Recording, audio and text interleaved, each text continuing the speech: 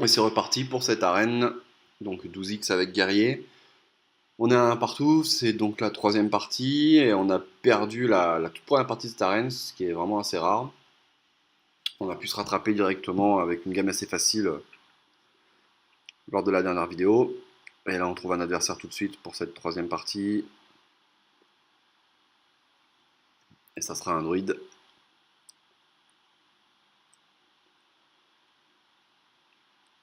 Voilà, avec encore une fois une main qui ressemble beaucoup à notre jeu. Donc là on va enlever le 3-6 provoque. Et on est contre un druide.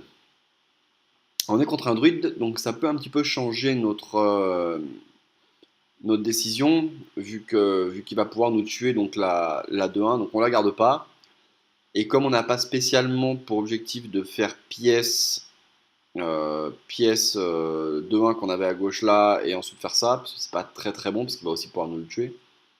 Du coup on garde rien, sauf le Berserker qui lui sera notre tour 2. Et donc là du coup on a un très bon tour 2, tour 3 avec le Yeti pièce Yeti pardon. Donc on est assez content de cette main, ça devrait le faire.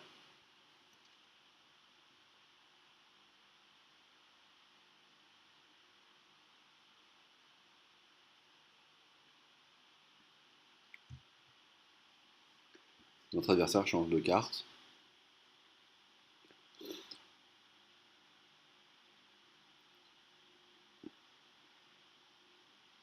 Donc là typiquement tour 1, ah là ça change un petit peu les choses. Mais c'est vraiment dommage qu'on n'ait pas de tour 3 en fait. Parce que si on avait eu un tour 3, ça aurait vraiment été avantageux de faire brasseur tour 1. Mais bon, bah là, on reste sur notre plan et on reste sur brasseur tour 2 et Yeti tour 3. Bon, ça, on s'y attendait. On passe à 28. Rien de grave pour le moment. Et on va partir sur pièce Yeti, là, très certainement, à moins qu'on ait un tour 3. Non, non. Pièce Yeti. Voilà.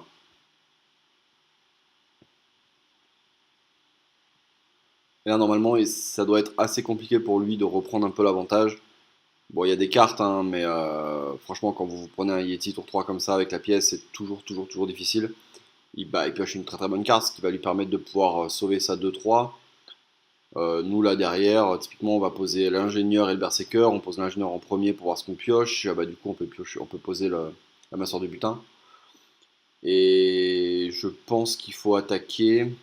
Je sais pas si j'ai attaqué, mais je pense qu'il faut attaquer étant donné qu'on a des créatures à 1. Bon, j'attaque pas, mais c'est aussi pour éviter une autre colère, ou alors qu'il trade avec ça derrière en faisant un boost ou quoi. Mais je pense que c'est pas mauvais, mauvais, mauvais d'attaquer là. Oh, on se prend un bon balayage là. Ok, bon, là on est en difficulté. Maintenant, si on analyse la partie, il a que un Das Dingo sur table et il a que 4 cartes en main. Donc en fait, on est pas si mal que ça. Le but va être tout simplement de pas se faire rush en fait. Là, le seul truc qui peut vraiment être très très problématique pour nous, c'est que il fasse un tour 6 excellent, un tour 7 excellent, en nous tuant nos créatures, en nous mettant des points de dégâts. Bon, on va vraiment essayer de gérer le board et après le card advantage va faire que on reprendra l'avantage dans la game. Là, c'est pas mal ce qu'il fait. Pour leur poser, il nous a tué notre 2-2, il pose un brasseur, il repose Azingo. C'est un bon tour pour lui. Là, par contre, nous, il faut absolument qu'on gère le board, hein. Donc là, par exemple, faire silence sur le Das Dingo, c'est pas mauvais pour pouvoir tuer sa 3-2. Par contre, si on fait ça derrière, il faut absolument poser ça avant au cas où on ait une meilleure carte. Mais par exemple, ça c'est très clairement mieux. Là, on voit vraiment l'importance parce que là, du coup, je comptais faire silence sur Dazdingo pour pouvoir tuer sa 3-2. Là, maintenant, on va probablement faire ça et tuer le Dazdingo quand même. Ah, c'est vraiment mieux là. C'est extrêmement important d'avoir pioché d'abord. Là, ça nous remet vraiment très très bien dans la partie. Il faut espérer qu'il n'ait pas un truc vraiment sale au tour 7.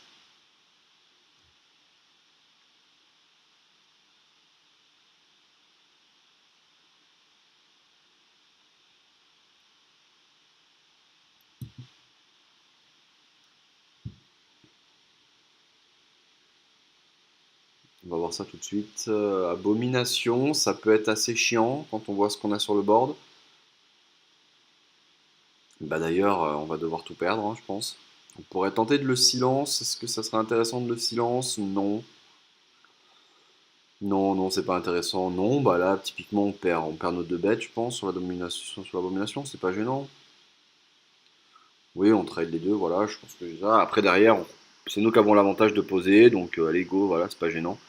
Et on pose l'ogre. Oui, très bien, c'est ce qu'il y avait à faire, je pense. C'est le mieux qu'il y avait à faire.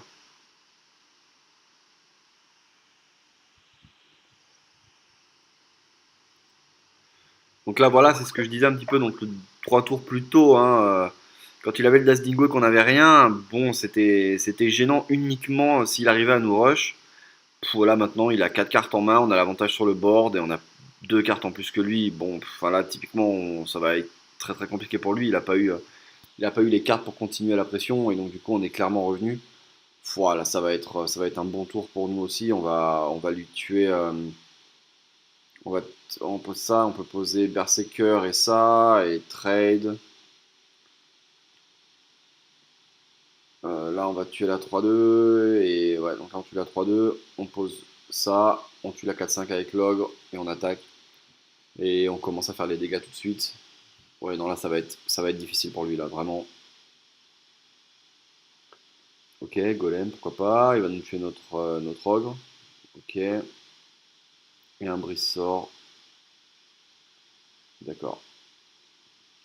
Bon, il fait un bon tour.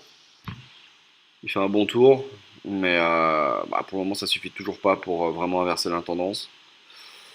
Voilà, donc on va enlever sa 4-3 avec notre 3-1 qui allait de toute façon mourir le tour d'après. Et derrière on peut poser le golem maintenant parce qu'il aura du mana de toute façon. Et là on est très très sale en lui faisant 10 points de dégâts.